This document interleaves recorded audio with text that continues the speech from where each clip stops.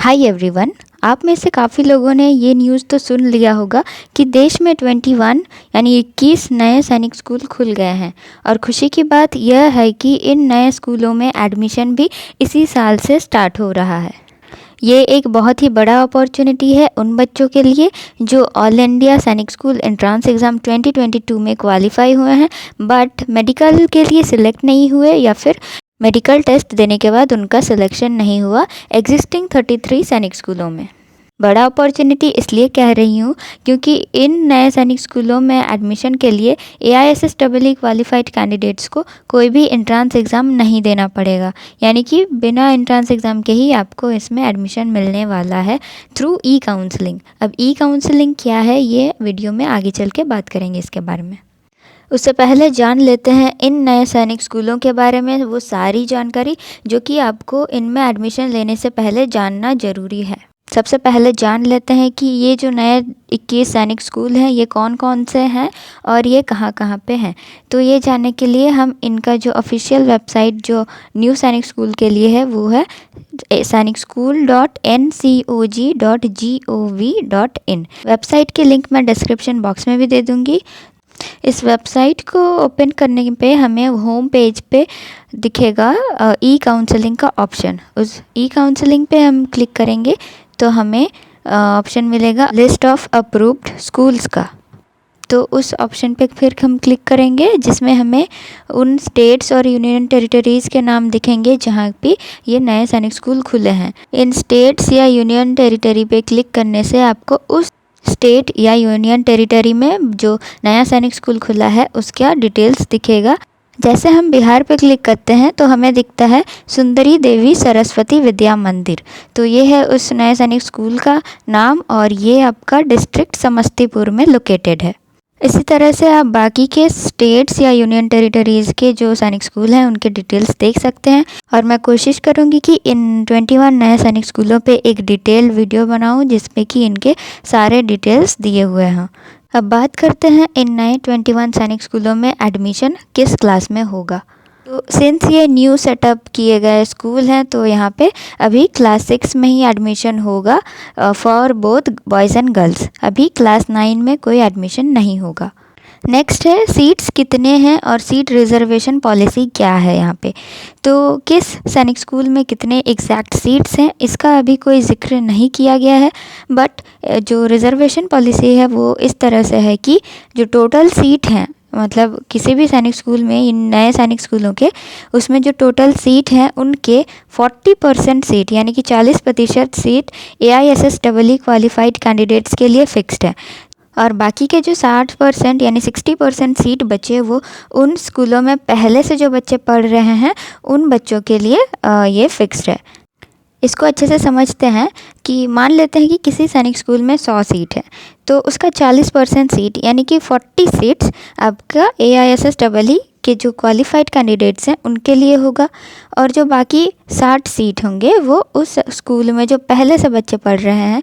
यानी कि ये जो नए स्कूल सेटअप किए गए हैं ये तो पहले से बने हुए स्कूल को ही सैनिक स्कूल में कन्वर्ट किया गया है ना, तो उसमें जो पहले से पढ़ रहे बच्चे रहते हैं उनके लिए ये बाकी 60% सीट है। मतलब वो बच्चे अगर चाहें तो इन सैनिक स्कूलों में एडमिशन ले सकते हैं। उनका एक एंट्रेंस टेस्ट होगा बट AISSEE यानी कि ऑल इंडिया सैनिक स्कूल एंट्रेंस एग्ज़ाम जो था उसमें जो क्वालिफाइड बच्चे हैं उनके लिए कोई भी एंट्रेंस एग्ज़ाम नहीं होगा। उनको मार्क्स के बेसिस पे इसमें एडमिशन मिलेगा। अब बात करते हैं कास्ट या कैटेगरी के अकॉर्डिंग सीट रिज़र्वेशन की।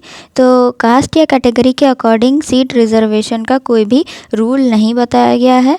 तो मे बी कास्ट या कैटेगरी के बेसिस पे कोई रिज़र्वेशन ना हो। नेक्स्ट है होम स्टेट या अदर स्टेट का जो कंडीशन रहता था एग्जिस्टिंग 33 सैनिक स्कूलों में, वैसे कोई बात यहाँ पे नहीं है। इन नए सैनिक स्कूलों में आप पूरे कंट्री में किसी भी सैनिक स्कूल के लिए अप्लाई कर सकते हैं। यहाँ पे होम स्टेट या अदर स्टेट वाला कोई भी क्राइटेरिया नहीं होगा। बात करते हैं गर्ल्स और बॉयज़ के लिए कितने कितने सीट्स होंगे। तो जैसे कि एग्जिस्टिंग 33 सैनिक स्कूल में गर्ल्स के लिए 10% सीट्स बस रहती थी, तो वैसी कोई कंडीशन यहाँ नहीं है। ये जो नए 21 सैनिक स्कूल खुले हैं, इनमें से ज़्यादातर कोएड स्कूल्स हैं, यानी कि गर्ल्स बॉयज़ इक्वल रहेंगे। और कुछ स्कूल्स हैं जिनमें सिर्फ बॉयज़ अलाउड हैं और कुछ स्कूल हैं जिनमें सिर्फ गर्ल्स अलाउड है।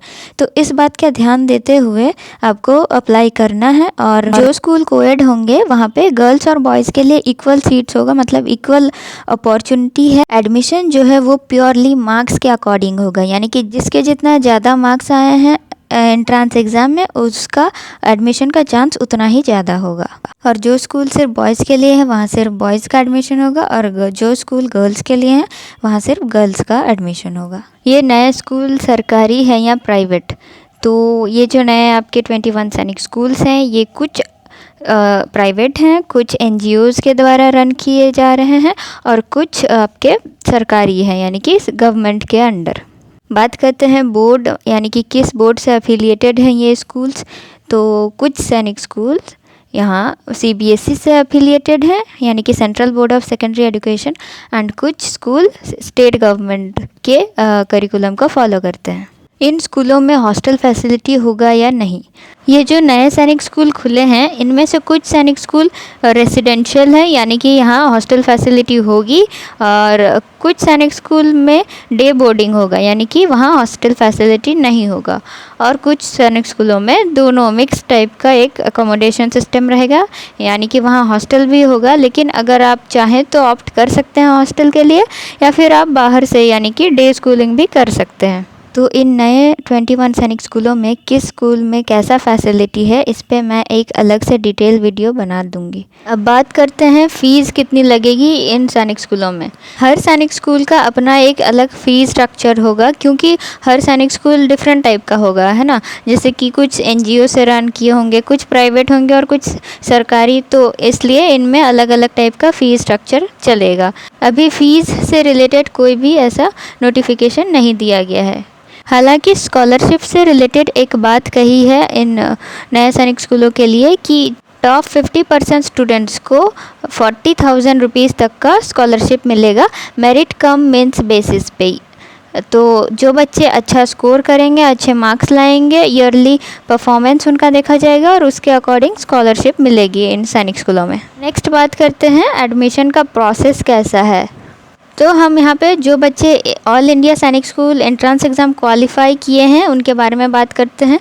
तो उन्हें काउंसलिंग करा के एडमिशन के लिए अप्लाई करना है।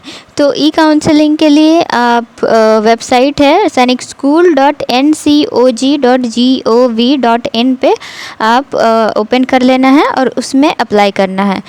तो जो भी बच्चे AISSEE क्वालिफाइड हैं वो 2 अप्रैल से इस वेबसाइट पे काउंसलिंग के लिए अप्लाई कर सकते हैं। 2 अप्रैल से रजिस्ट्रेशन होगा 7 अप्रैल तक, और 2 से 8 अप्रैल के बीच बच्चों को 10 ऐसे नए सैनिक स्कूल सिलेक्ट करने हैं इसी वेबसाइट पे जिनमें वो बच्चे एडमिशन लेना चाहते हैं।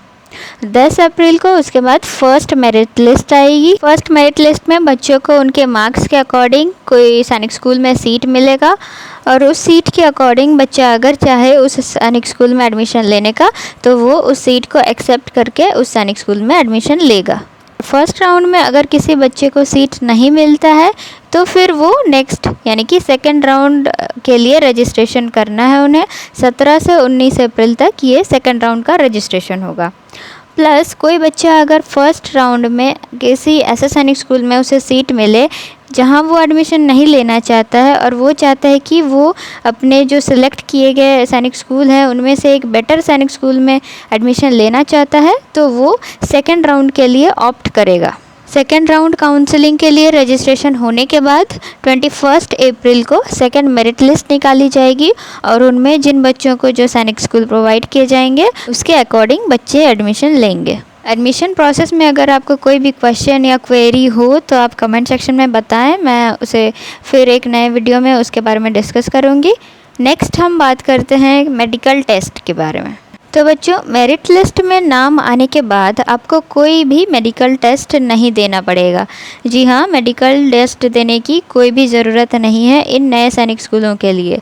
बस आपको किसी गवर्नमेंट हॉस्पिटल से, सरकारी अस्पताल से क्या करना है, मेडिकल फिटनेस सर्टिफिकेट बनवा के इसे जमा करना होगा जिस स्कूल में आप एडमिशन लेने वाले हैं वहाँ। मेरिट लिस्ट में नाम आने के बाद उन बच्चों को उस सैनिक स्कूल में बुलाया जाएगा डॉक्यूमेंट वेरिफिकेशन के लिए। डॉक्यूमेंट वेरिफिकेशन में कौन कौन से डॉक्यूमेंट लगेंगे वो अभी बताया नहीं गया है, वो मेरिट लिस्ट निकलने के बाद बताया जाएगा। तो डॉक्यूमेंट वेरिफिकेशन होने के बाद एडमिशन फ़ी जमा करना होगा बच्चों को, उसके बाद फाइनल एडमिशन हो जाएगा। एक बहुत ही इम्पॉर्टेंट पॉइंट है कि ई काउंसलिंग कहाँ होगा। तो बच्चों, ई काउंसलिंग किसी स्कूल या सेंटर में नहीं होगा। ई काउंसलिंग का जो भी प्रोसेस है वो ऑनलाइन है, यानी कि जो sainikSchool.ncog.gov.in वाला वेबसाइट है, इसी के थ्रू आपको सारा नोटिफिकेशन और जो भी न्यूज़ मिलेगा वो और प्रोसेस जो है वो इसी वेबसाइट के थ्रू ही होगा। तो जितने भी AISSEE क्वालिफाइड स्टूडेंट्स हैं जो इन नए सैनिक स्कूलों में एडमिशन लेना चाहते हैं, वो डेफिनेटली रजिस्ट्रेशन कर दे। 2 अप्रैल से रजिस्ट्रेशन होगा और इन नए सैनिक स्कूलों के एडमिशन प्रोसेस से लेकर कुछ भी नए नोटिफिकेशन न्यूज़ आए तो मैं डेफिनेटली उसे चैनल पे अपलोड कर दूंगी। तो अगर आपने बेल नोटिफिकेशन ऑन नहीं किया है तो चैनल से रिलेटेड जो न्यू वीडियोज़ हैं वो आप तक उसके नोटिफिकेशन नहीं मिलेगी। तो आप चैनल के सब्सक्राइब बटन के पास जो बेल आइकन है उसे क्लिक कर लें।